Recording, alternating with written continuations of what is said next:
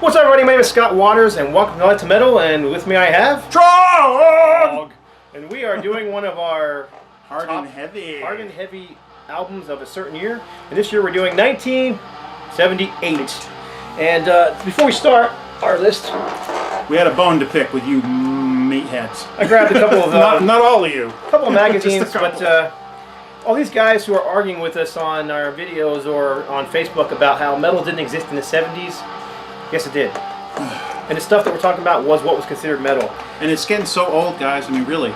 It's here's just Trog's prescription for guys who feel the need, because there's no women doing it, guys who feel the need to argue about this stupid idea of, oh, no metal in the 70s, that's not metal, blah, blah, blah. First, get a girlfriend. Or a hobby, at least. And if you can't do either of those things, learn how to jerk off. Something. Stop jerking us off. Just saying, right? Just saying.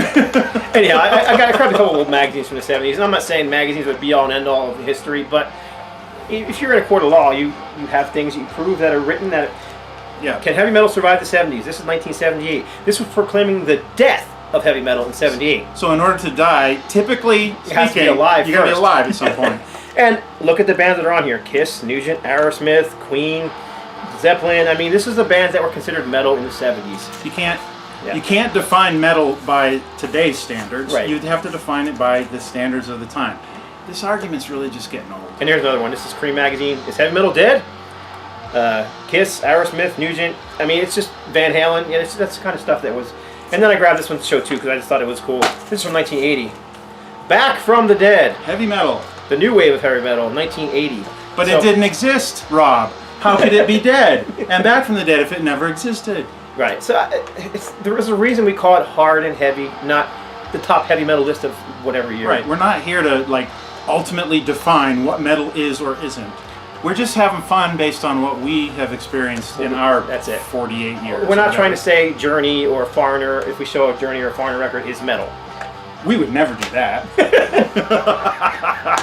It's whatever. Right, so we're at 1978. 1978, we're going to do 30. 30 records down from a lot. I'm going to say the half. Even the 78 one was that big? Yeah. Okay. 78 was kind of a big year. And there was a lot from, matter of fact, just maybe a month or so ago, and I'll put a link above, I did a top 10 of Canadian 1978 hard rock acts. So check that link out. But most of those didn't make this list. Let's see. Who would have been on that? April Wine. Absolutely. Was that Nature of the Beast? Or was it? Nope, it was way well before Nature of the Beast. It was. I can't remember the name of the album now. That's all right. Yeah, Nature of the Beast was like 81. 81, yeah. That was the follow-up, actually. Okay.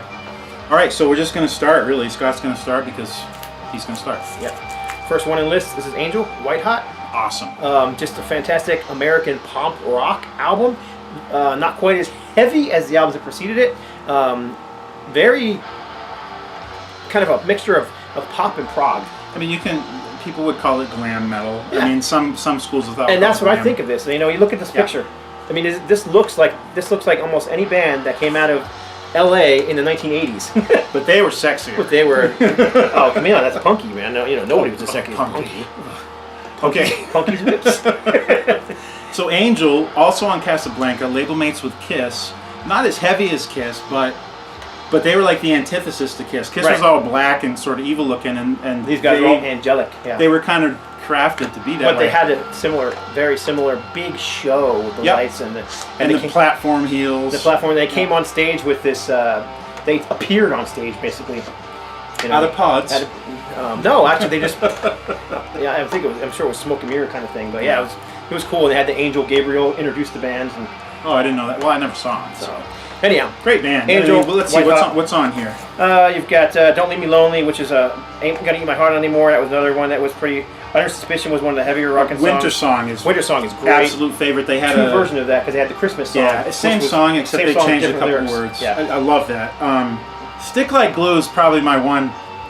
From this album, it's like all right. Whatever. It's a little bit goofy. "Flying with Broken Wings Without You." That's kind of I always like the lyrics to that one more than the song itself. Yeah, great. And this was the first one, I believe, with the new bass player. Yes. Mickey left, and was his name Barry Brandt? Was that his name? Barry Brandt. Yeah. New bass player, the one that would kind of finish out with them.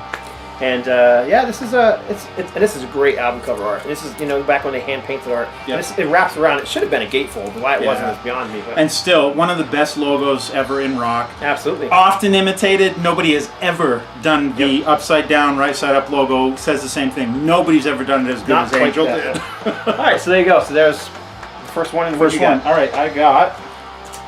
All right, this was the follow-up to a huge album 2 years prior. Yep, 76. Boston, Don't Look Back. We got the Boston spaceship motif going on. I liked this one. In fact, sometimes I like this one better than the first one. I really like that album. I know that Tommy Schultz doesn't seem to...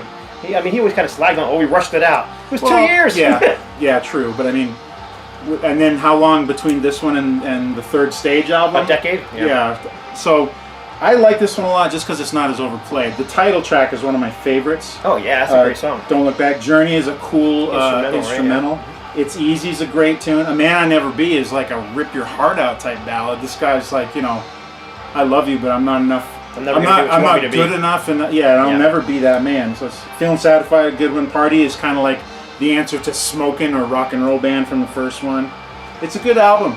It's good, solid hard rock from 1978, and really one of the last of a breed, because 78 was a pretty big turning point in heavy music or hard music, and or whatever you call it. This was the beginning of a different sound too. It was almost like I think they called it arena rock back then, but now they call it AOR. Album oriented. Now you've got whole groups that are attempting to just get that sound. Right. Sean Pilot is actually involved with one or two. Correct. Live Say, and he also was in Final Sign. No. Final Sign is totally heavy. What was the other band? Line of Fire. That's it, Line of Fire. Very much along these lines. Boston meets Asia kind of thing. Yeah, Sean's a great metal singer, and he's a great singer of this type of music. So check out Final Sign, Live Say, and Line of Fire with Sean Pilot on lead vocals. This next one is basically an EP, and from what I understand, it was put out basically as a contract obligation kind of record. But I love this record. I played it more times than I could even remember. Ever since I was a kid, I love the album art. The Oyster Cult. Oh yeah, the album art's classic. I don't know who did it, but it's just a live EP basically. There's 5, 6 songs, 5 7. songs. 7. 1, 2, 3, 4, 5, 6, 7. Yeah, 7 songs. But killer version of Godzilla on here. Yep. And then kick out the jams, MC5. That just. Yeah, that's definitely that's kind of like the center point of this one. I loved hearing that one because that wasn't on anything. And of course, Astronomy is just one of Oyster Cult's greatest songs ever. And We Got to Get Out of This Place, the Animals cover. Animals cover. Never heard that one prior. Yep, that's a great. I just love it. It's short, and people always like, I wish it was the whole concert. Now, when they did the deluxe version, they released the entire thing, right? Yeah, there's more tracks on it. I just thought it was perfect the way it was. It was. It's just one of those albums you listen to, and it's just perfect the way it is. Yeah, this is just. Let me just grab it. Just for the sake of completion. All right, so this was released in 2007. They put out the deluxe edition, which is Legacy edition, which is deluxe edition is usually the Columbia or Sony based stuff. And this was on. Oh no, this was Columbia. Never mind. Opposite. Shut up, Trog. Okay, first 7 tracks are on here, but then there's 7 more tracks. So there's definitely a full show on here, including a DVD. So pretty cool. I mean, if they're going to do a deluxe or legacy edition, do it that way. Yep, for sure. I'm going to show them the next one as well. This is the only one we have on CD, and the reason being is I just didn't bring it. I forgot to bring the vinyl. I don't have this on the album. So this is Cheap Trick, Heaven Tonight, third album in the perfection of the trilogy of the first 3 Cheap Trick albums. This was the one with Surrender on it. Correct. And what was the other big one on this one? Auf Wiedersehen is on this one. Let's see here. Surrender. California Man. No, I guess I was thinking of something else. Surrender was the big track. And that's still one of their most, biggest songs, biggest hit songs. So, and I think Auf Wiedersehen is one of their heavier songs. That's just a great song. It's almost like a punk vibe to it. Yeah. Produced by Tom Werman, who was basically the guy producing a lot of those 70s bands back then. Now, wasn't there big arena rock bands? They had another producer. I think it was on In Color. Steve Albini produced one version. And I think they had two productions of it, and the deluxe version that came out had both. So. And then Jack Douglas produced their first album. Yeah, and I'm not sure if there was a couple versions of this one too. But there's kind of they're called a power pop band. It's definitely not metal. It's hard rock for sure. Yeah. People always call them like Beatlesque in their sound. Very. But I think that's kind of simplifying their sound. I think they're a little more complex than that. They are, and Robin Zander's got one of the best rock and roll voices, bar none. Yep. And it's still the same way it was today. It's the same way now that it used to be back then. They almost had a punk vibe. Yeah, he's got grit in all the right places, but he's melodic, and I think that definitely harkens to the Beatles part. Before we go any further, I don't know, you hear this in the background. We usually tried to play year-specific music when we do one of these, but we kind of gave it up because a lot of it was getting dinged on YouTube. So just to kind of give props to what's playing in the background now, this is a band from New York called Clouds Taste Satanic, and they're an instrumental kind of doom stoner band. Really cool stuff. I play them a lot on the radio show. It's just really cool stuff to listen to. So check it out if you can. My turn? Your turn. All right. What we got next was a big album for me in '78. I got it for Christmas. And I listened to death. I love this album. The second album from Foreigner, Double Vision. We got 3 different covers here. This is the original. They had a couple reissues. I love this whole song because I familiarized myself with it day after day for months. Back in the days when you only had a few records. Right. Mm-hmm. So you listen to what you had over and over, and that's the best way to get to fall in love with something. The hits on here, Hot Blooded and Double Vision, those were the big ones, but there's not a bad song on here. Blue Morning, Blue Day is a classic. Yep. This is and Spellbinder. Spellbinder's a great one. Tramontane is a killer instrumental. You're All I Am is probably my favorite ballad that Foreigner ever did. I mean, they were known for ballads later, but this was the first one they ever did. I was just going to mention that. It's not sappy. It's just like really heartfelt. Exactly. That's when you tell a guy into metal or rock that I think this Foreigner album, the first thing they tend to think of is the sappy high school. I Want to Know What Love Is. Yeah, and that's not what this was. This is hard rock. Straightforward hard rock. It is melodic. It does have a pop edge to it. Great guitars, but it's not by Mick Jones. It's not sappy like what most people think it is. It's just good.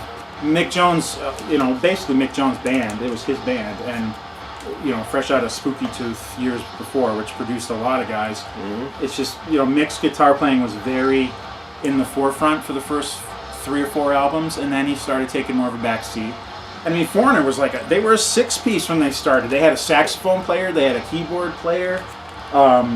I believe, was it Ian Underwood that was in this band? Ian McDonald, who played with King Crimson for a time. So they were pretty what's the word I'm looking for? Diverse when they started, but they were still mostly guitar based. And you can't forget Lou Gramm. Yeah, and Lou Gramm, what a great singer. Band, yep. Yeah, he's just a few steps away from Robert Plant in some ways. Yeah, he's a great singer. And he's still out there doing his thing. Yep.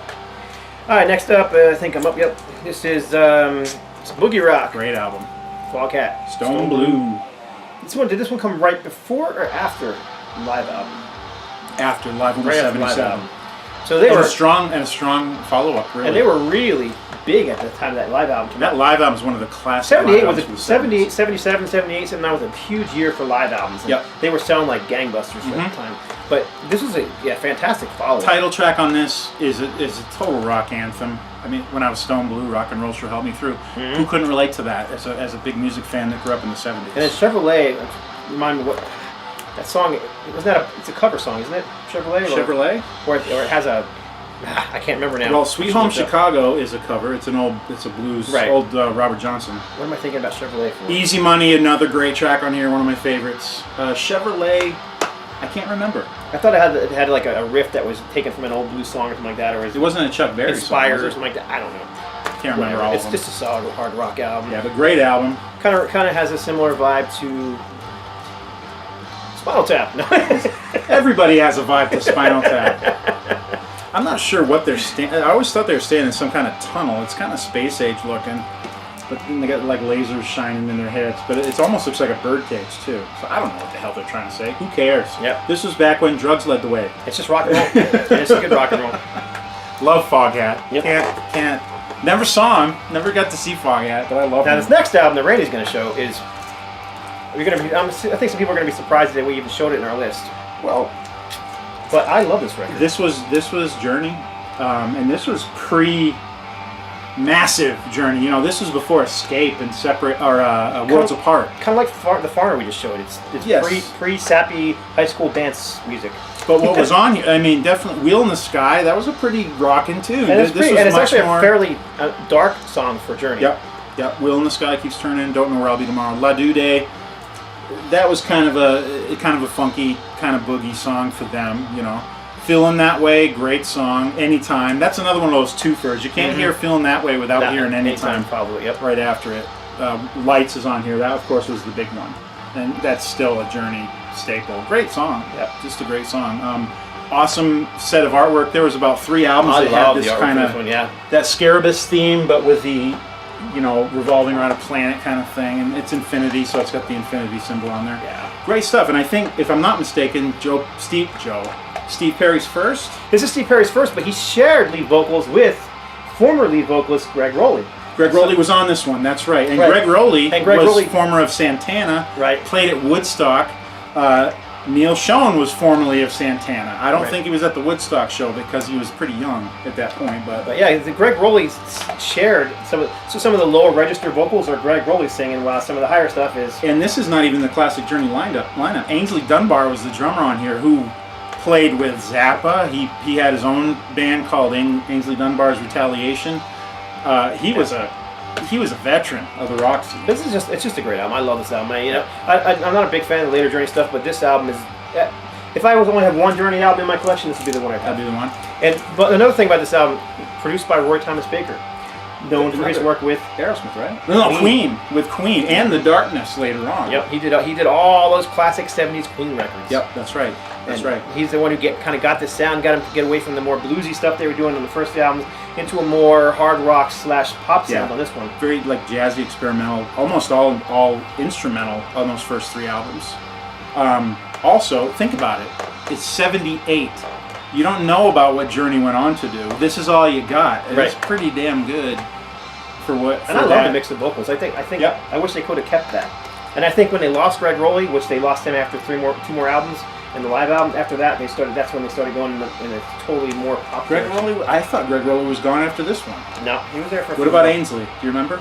I don't remember how many albums he was around for. Okay, but definitely not the Journey you'd be used to. A different lineup. There's only 3 guys in the band right there that were around for the like the huge arena rock years. Right.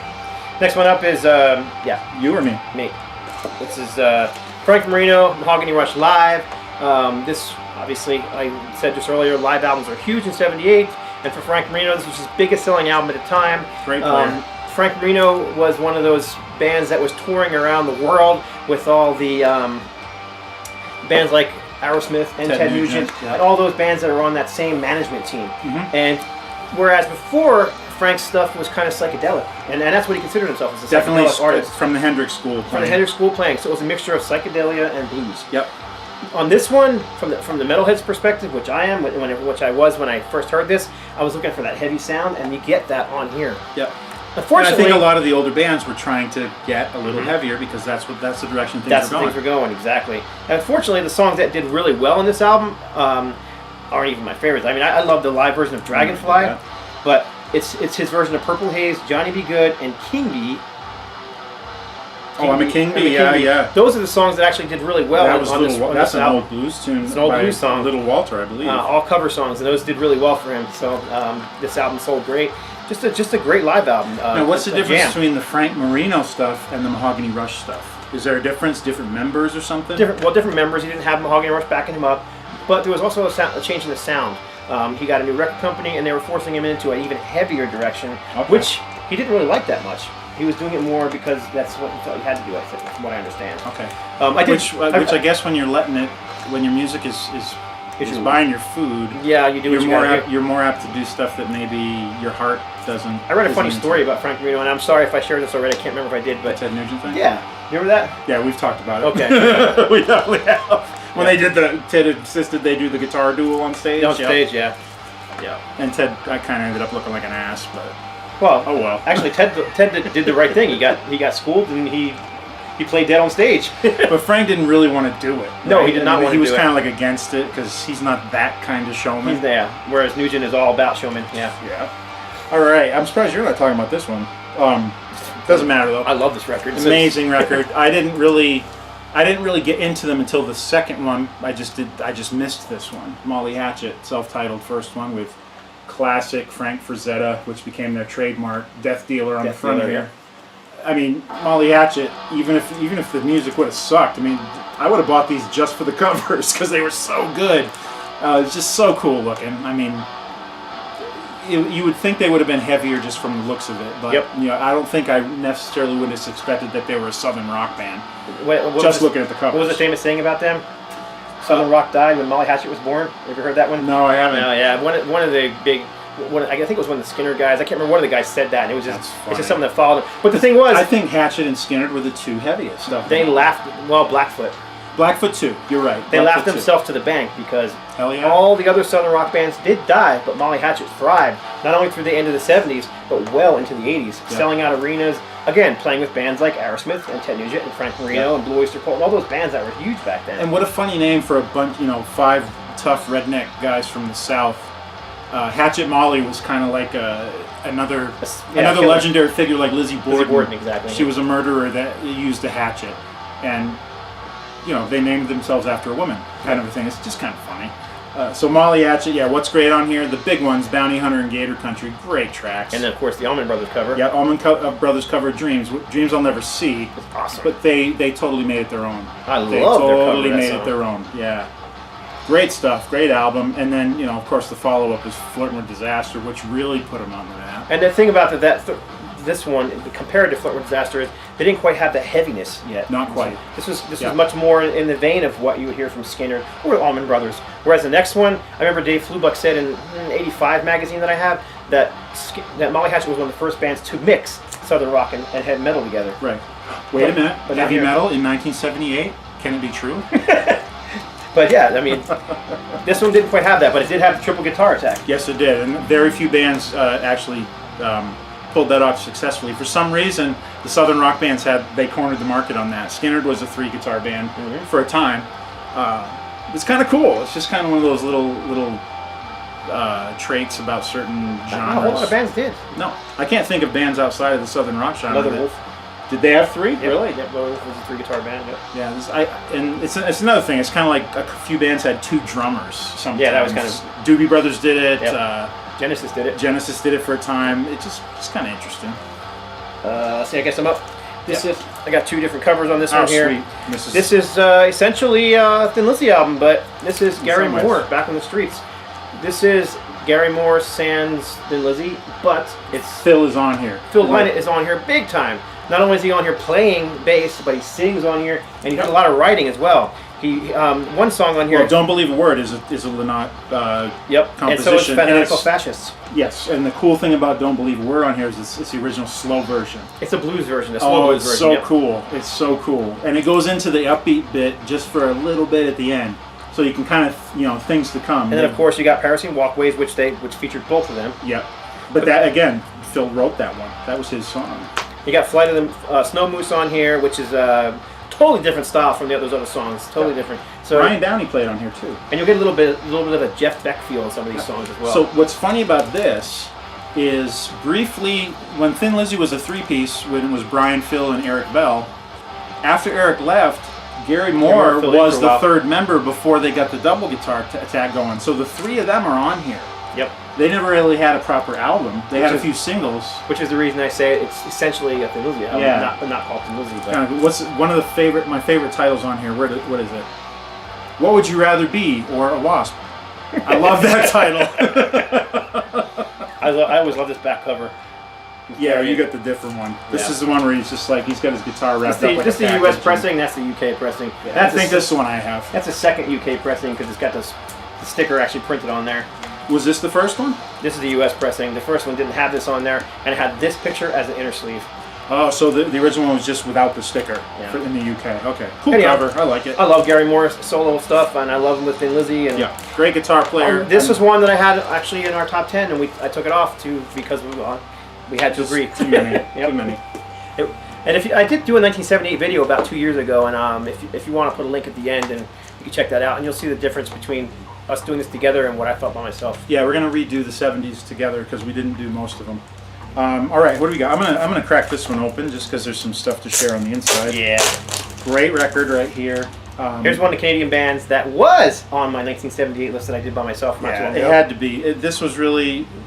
I mean, this was before they hit massive, but just a couple years before they hit massive. Hemispheres by Rush. This is half a concept album. Side 1 is, which they've done before, a couple albums prior they did 2112, which was half a concept album. So side 1 on this one is Cygnus X1 Book 2, which Cygnus X1 was a track from the Farewell to Kings album that was prior to this one. Then side 2's just got great cuts on it. Circumstances, The Trees, and La Via Strangiato. Great classic Rush. We got a cool. We got the gatefold in here. Yep. With lyrics and guys, cool shots of the guys. That was still during cool the shot. Professor period. I love live shots. Well, it's not live shots. That's post shots, actually. Yeah, we got live shots. There is a live shot, on the poster. And again, this is the classic era Rush. I mean, you got Geddy with his Rickenbacker. Oh. You got Alex Lifeson with his double neck. Do I need to do this? Oh yes, you cover up the naked male ass, please. All our female viewers might go crazy. How many we got? Like 2? Maybe 3. All right, so we got cool album art that's just, as usual, just layers deep. They're standing on a brain. It's called Hemispheres. You got the left side of the brain that's more creative, the naked side, and you got the proper guy on the right side, the more logical. Really, Rush was never short for depth. I can remember people always calling them a thinking man's band. Yeah. So great stuff. It's just a fantastic album. It is a fantastic album. If I'm not mistaken, it wasn't a big hit on there as far as being a rock radio hit was The Trees, right? Probably the most. But Circumstances got a lot of play on FM radio too, and that's kind of one of their deeper cuts that people may not remember as much. But it's a great track. Always one of my favorites. This next album, I think people are going to be surprised wasn't in my top 10. But there's a good reason. But there's a good reason. A really good reason. Which you'll see when we do part 2 to this video, which will be our top 10. Right. But oops, sorry. I happen to have 2 copies of this here. This is Ted Nugent's Weekend Warriors. Now, this is one of the most badass covers ever. I know. I mean, come on. A Gibson Birdland turning into a shotgun. I mean, and yeah. Nugent just looks so badass on all white there. Yeah, he's got his white polyester pants on. And he's got that guitar face going on, and it's just a cool cover. Now, my discovery of this, I have a cousin who I used to go visit. Lives in Bordentown, New Jersey.